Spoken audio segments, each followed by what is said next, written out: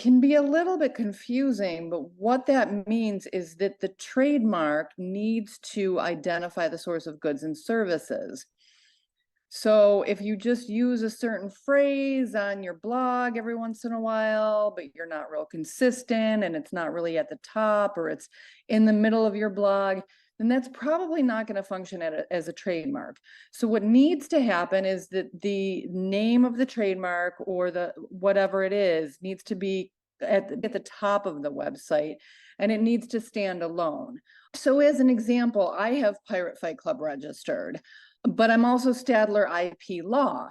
So my website can say Stadler IP Law, but if I'm trying to renew the registration for Pirate Fight Club, I need to show the trademark office very clearly the mark Pirate Fight Club on my webpage. So it needs to be prominent, it needs to be at the top, and let's think of some other examples. If you've got a certain type of Nike shoe, Air Jordans, for example. So you've got the main brand, which is Nike, and then you also have Air Jordans.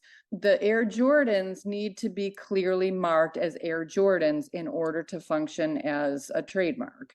So you can't just put Nike on there and then show the trademark office that it's functioning for Air Jordans. It needs to also say Air Jordans. It can be a little bit confusing on what and when something functions as a trademark. The whole point of trademarks is that it needs to identify the source of goods and services. So people need to see that name and think, oh, right, that particular trademark is representing these particular goods and services.